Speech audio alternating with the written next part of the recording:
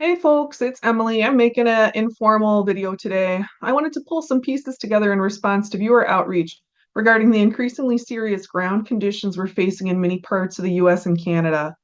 I've been hearing from people in Ohio, Montana, and Calgary up in Canada about increasingly intense drought conditions that are being experienced.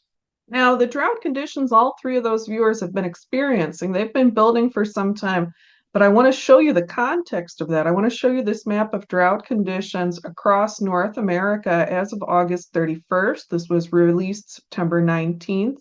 I think it's really important to understand how much of North America is experiencing quite serious conditions at this time. But of course, no one with a feeling heart could talk about drought today on September 30th and ignore the horrors of water that Hurricane Helene has brought across the southeast of America. I want to take a couple of minutes to address that situation, particularly in southern Appalachia, because I know how many of us care about that region and care about its potential and importance for climate resilience. You know, just like with the floods in Vermont, we may have been aware of this potential for flooding rain in southern Appalachia. In the state level outlook videos, I have tried to highlight flooding rain as a major emerging risk based on this repeating dark pattern in figure 212 from the 5th National Climate Assessment. We can see across figures, look here in A, little bit less strong but still present, and B and C, a potential for particularly intense rain in southern Appalachia in the mountains. But seeing a pattern on a figure doesn't prepare you to experience a flood. If you haven't been through a serious flood, you probably don't know how devastating it can be. And I will tell you plainly, the terrible flooding that's being experienced in southern Appalachia right now is different from what I anticipated from that figure from back in figure 212. What we saw in that figure a minute ago, that would be flooding from regular rain, from regular precipitation, not from an inland hurricane coming and cruising directly over the mountains. Let me show you another figure. So this is from the 4th National Climate Assessment showing projected changes to hurricane tracks. I've been using this figure for a while to describe that we have been expecting more hurricanes to hit Big Bend and come inland. And I've talked about the increased risks from inland hurricanes dropping water from Georgia to the Carolinas. You can see on the figure here, in both late 21st century, right? Yeah, we're real far into it already. You see yellow inland, indicating a true hurricane retaining character, retaining an eye wall inland, going over that coastal plain we see projected here. Nothing that I've seen combing the National Climate Assessment reports prepared me for a storm that was going to cause dam failure all the way up to Tennessee. Folks, if you haven't seen the seriousness of the situation happening now in the mountains, the roads are destroyed and they're getting supplies in by pack mule. People don't have water. People don't have water to drink, and they're surrounded by toxic floodwaters and they can't get clean. And it was just a couple of weeks ago on September 17th that I released that last Earth system update. I said in that video, I thought we'd be hearing a little bit less faster than expected and a little more that was unexpected. And I freaking hate that I'm already saying that. I freaking hate that I'm already saying that was unexpected. This hurricane track, this strong inland hurricane track, the National Weather Service did a good job. They put out a strong warning that this seriously strange hurricane track cruising inland hard over the mountains was showing up on the models, and they did everything they could to warn people. And I hear they faced a lot of pressure not to sound as many alarms as they did because this was such an unexpected hurricane track. We should all be grateful to the National Weather Service for doing what they could to respond to change, for doing what they can to keep responding to change under these increasingly unexpected conditions. And we need to respond to change. In a time where disasters are going to become more prevalent, our household resilience matters. Why folks have anything to drink in the mountains right now, it's mostly because there were some people there who were prepared, who did have drinking water. A lot of us in temperate climates, we tend to neglect water storage as part of our resilience preparations because we figure we live where water is for a reason. But please, if we can learn anything from this tragedy unfolding today in southern Appalachia, let's learn this, that household water storage is a critical part of building our resilience for ourselves, for our loved ones, and for our communities. In a serious disaster, the ability of any responders to get supplies into an area could be completely compromised. We're seeing that now. We're seeing that today. The resilience we can build is the resilience our communities may need. I don't want anyone watching this to be out looking for water on day one of a disaster. I don't want anyone watching this to be the person out in the floodwaters because there's no food in the house on day two. Us together, I want us to be the people who help, who have enough to give so that our neighbors don't die of thirst or of diarrhea from drinking contaminated flood water. There are people who are living that today, suffering from diarrhea from drinking contaminated water, getting increasingly dehydrated in areas without sanitation capacity or any way to get to a hospital. Kids can die from that really quick. It's really a serious situation that is happening now. There's a lot we don't know as we move into a lower certainty future. But the resilience we build, we could mitigate the suffering in our communities when disaster strikes. We could be there for each other. And the points of resilience emerging in the mountains, they are strong and they are points of light. Please check the video description as the week goes on. We have AR community members who are personally involved in delivering relief to the area right now. I'm hoping they're going to update us with ways to give money to support their efforts. If you get on the Discord had early, accurate information about what's been happening in the mountains. But now I do want to transition towards this drought business, this business I wanted to talk with you about today, because we have to not look away from the big picture situation. It's important we keep an eye on the big picture. Let's look back to that North American drought map. So we get about a monthly update for all of North America. In the US, as usual, we have access to more information and more frequently updated information.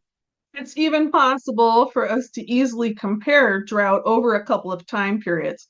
You can see here I'm looking at a figure from August 6th and from September 24th, where you can see that over the last month, over September, we've actually had tremendous expansion over what parts of the US are experiencing drought. It's come on very quick and very broad.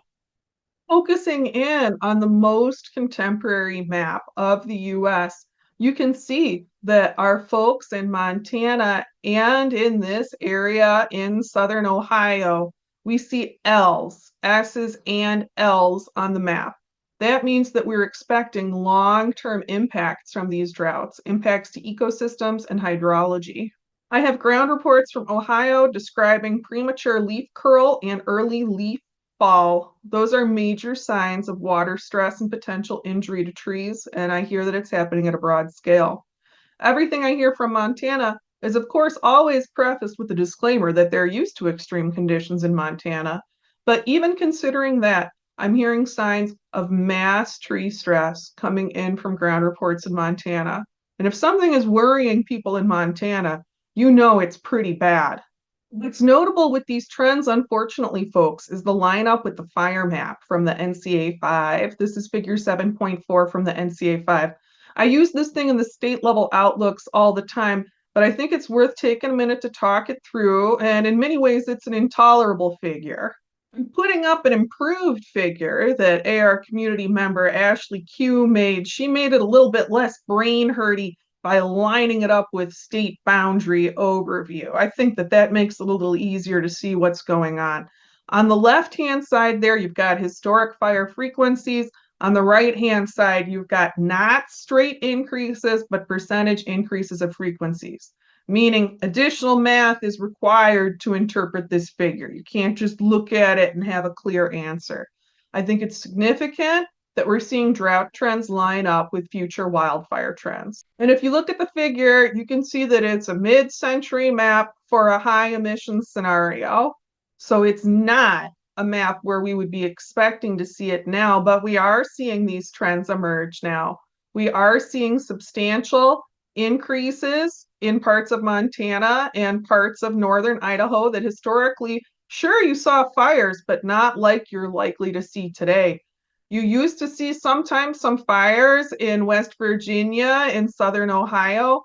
We see that likelihood stepping up on this projection. And of course, it sticks out profoundly the size of the increased risk to parts of the northern Midwest. I think that many of us who spend time in the land are aware that many of our forests are already close to the edge in many of these areas where we see projections for increased wildfire risk. I think that many of us who have borne witness to the immense tree death and the accompanying fires in the West are aware, in ways we once were not, of the potential impermanence of landscapes that had been established and familiar for centuries. And I think it's important that we note, that we pull pieces together, that this is not the first year we've experienced a continent-wide flash drought as we moved into the harvest season. One of the ways we can tell if we're dealing with a seriously wide-ranging drought is through impacts to Mississippi barge traffic. This is our third year in a row of drought conditions impacting barge shipping down the Mississippi. That used to be a very unusual factor to have to weigh in the commodities market this time of year. And barge shipping is the major way that staple crops get out of the US to the international market. This year, we're facing an additional challenge because, as it describes in this article, which I highly recommend reading if you follow commodities news, this year our storage capacity is pretty much full. Last year, many farmers and grain co-ops held the 23 grain with the hopes of higher prices and better shipping conditions in 24. That's not a bet people can make twice in a row. We don't have the space we need collectively to store this year's harvest in the heartland. And I think it's important to be aware that as we are now at 1.5C, we are currently experiencing commodities and supply chain choke points as predicted for 1.5C conditions. But we weren't projected to see those conditions for another 10 years. So any planned adaptation work, both nationally and internationally, hasn't been done. We're living in a reality where we need to respond to the conditions we're facing today without an expectation that these conditions are going to improve in any substantial or lasting way. We're seeing the long-term drought impacts that would lead to the fires projected in the future. Those fires seem likely to come well before mid-century at this rate. I think it's always worth saying again where we expect unusual and emerging hazards. Western Montana and the Idaho Panhandle see wildfires, sure, but they haven't seen wildfire like they're projected to experience, which will be more like the great fires that ravaged California.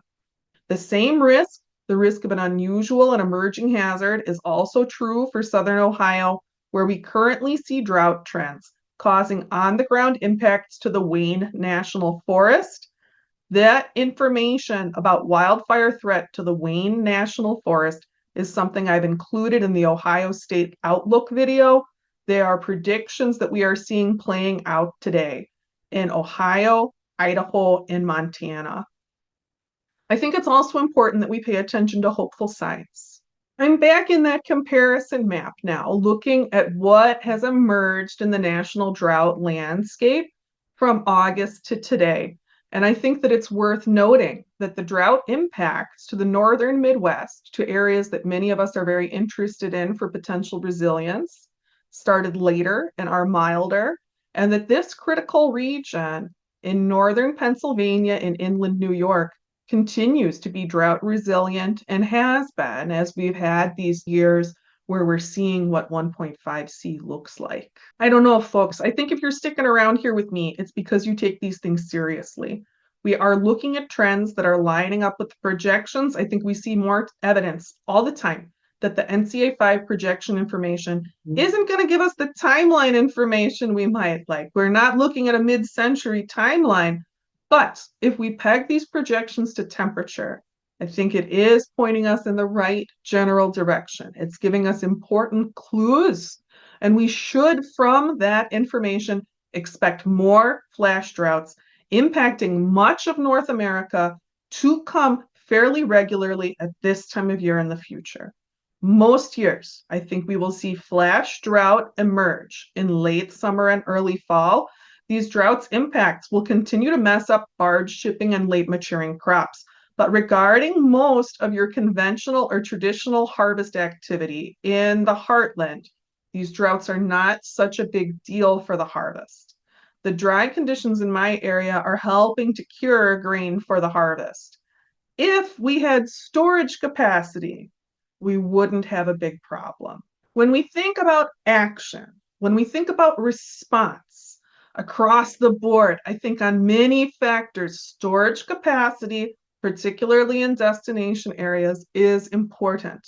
Just in time supply economics are not going to work under the more challenging conditions we're all going to be facing. If you want to be really old school, the Bible takes a pretty positive stance on having the capacity to store 7 years of grain. Not as an individual, but from an organizational level, from a community level. We should also expect that most of the areas that are currently facing long-term droughts to continue to face challenging drought conditions that will drive landscape transformation. What does this mean, What does it mean to look and see that these forests are going to die? I think for many of us, the first reaction as we really take that in is terrible pain. I think many of us are inclined to rage or weep, and I think that many of us need help to look through the fire towards the landscape transformation. These areas, they are not going to become devoid of life. Many of them will turn into savanna or prairie. And I wonder if we could be helping them do that. Maybe without so much fire. Because as we see in this recent and well-regarded article in Nature, those wildfires are driving a lot of carbon dioxide into the atmosphere. And you may know we already have kind of too much of that going on. The Canadian wildfires of 23 put as much pollution into the atmosphere as the entire economies of some of our most polluting nations. A future of uncontrolled landscape level fire is not a future where we can get emissions to net zero, not on any of the current net zero models that people are considering at international policy levels. This is a situation where one could throw up their hands, but I have never been a person who knew when to quit. I think that this is another moment where it might be important to talk about land use change. Massive land use change is the only weapon in our hands that we know mathematically could help us move towards net zero. And I've put out content on that before.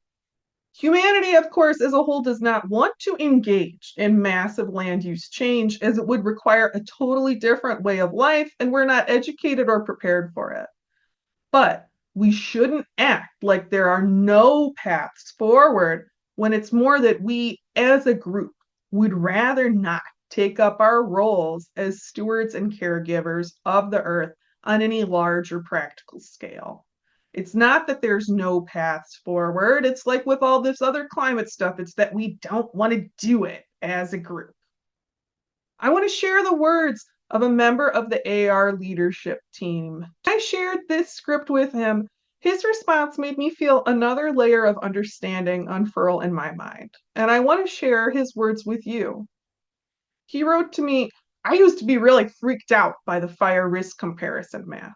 It's a massive jump projected, especially for my corner of the upper Midwest. I definitely have fears about what it could mean if our bit of boreal forest burned in the same way as Canada. But I've been thinking a lot about the historical trends that are being modeled. As far as I know, we haven't seen much use of fire in the landscape during the period shown on that left-hand side, 71 to 2000. It was really only at the tail end of that we started seeing fire councils beginning to spread. The more I read about the landscape under Indigenous stewardship, the more I see cycles of rejuvenation, caring for staple foods, pine succession, and also creating habitat for now extirpated game species like elk and caribou. The landscape of the 70s was already post-apocalyptic, so using that as our base feels off. I think knowing that we were once fire adapted and resilient really reduces the cognitive load of imagining a similar future. At least for me, it also prepares me for an imaginative space of what comes after, generations down the road. Like we were born into a landscape that was already destroyed and degraded, so we shouldn't fear it. We can acknowledge it and move forward with the task of helping it thrive again. It's really moved by Tony's words, and what he says there is true. Some of the places where fire is a major emerging threat, particularly in the northern Midwest, Indigenous voices have been speaking for some time about this need to move past fear towards landscape change. These voices have been speaking for some time about the fact that fire has been suppressed in some of these landscapes where we see the highest risks emerging, that the fire has been suppressed in ways to the many beings who call these landscapes home. There is a need to move forward into change. Many of us who love the land are, of course, opposed to the destruction of forests. But sometimes I look at this situation, though, and I wonder if we wouldn't be better off, big picture, with a planned transition that at least saves some of the wood as a building material, lets us get positive use of that fixed carbon instead of sending it up into the atmosphere. If we can get prairie in, prairie is an excellent carbon sink, a very powerful sink of carbon and a builder of soil, the North American prairie, and it used to cover much more of the landscape than it does now. The prairie used to be our dominant ecosystem in North America. Prairie has a lot of advantages in this world we're facing. For one thing, prairie doesn't mind being lit on fire very much. And for another thing, if it is lit on fire, much of its biomass is underground. So it's not like you put all the carbon into the air, like when a forest burns.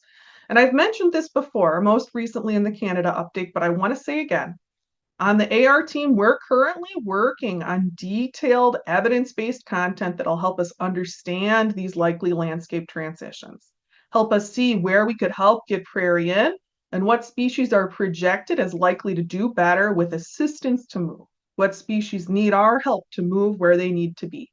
I think it'll be helpful. I think it'll be meaningful for us if we can get a better picture on how we could be using our evident species level terraforming abilities for good. Our situation is grim. It's grim and quite serious. One goal I had with this video was to validate the experiences of many of our viewers, that this drought stuff is getting kind of beyond our norms and expectations. I also wanted to show how these droughts are lining up with projected conditions, that the pieces are fitting together. Another goal I had here was to look at impacts, both to landscapes and to the ag and commodities markets. And my final goal was to start thinking beyond the gigantically complex problems we're facing towards potential solutions. We need out-of-the-box thinking. In every way, on all kinds of factors, business as usual thinking is not going to cut it in this time of change. Most of the time, when we see big challenges in media today, we don't go beyond the point of pain. Not enough people are looking through the fire, through the pain, to see if there could be anything on the other side. This is yet another observational moment where I would like to point out our points of hope are holding. Our points of challenge, many of them are known. I think many of you share my personal philosophy. If I'm alive, I'd rather work the problem and keep trying to save what I can save. Where we see long-term drought, we should see fire. We must also see change, and the change is here. It's not in the future. Let's respond. I know a surprising proportion of us here on the channel are people with some degree of power. Think if there's a way that you can promote prairie restoration in your area or the building of additional storage capacity in your area. And please don't forget, as we see the terrible reality of what disaster can mean in this changing world, here in the US, don't forget about household water storage. Household water storage is important, even in temperate climates. What resilience we can build matters. We're seeing that today, because it's the resilient who are able to help when there's a disaster, and disaster could come to all of us. Let's do what we can. Let's get ready. Folks, thanks for watching, and I want to thank everyone in the AR community for your contributions that are keeping this nonprofit going. If you want to donate, there's a link on the About page of our YouTube channel or on the top bar of our website, www.americanresiliency.org. I'm very grateful to our donors, to our volunteers, to everyone spreading the word online, and especially to everyone doing the work on the ground.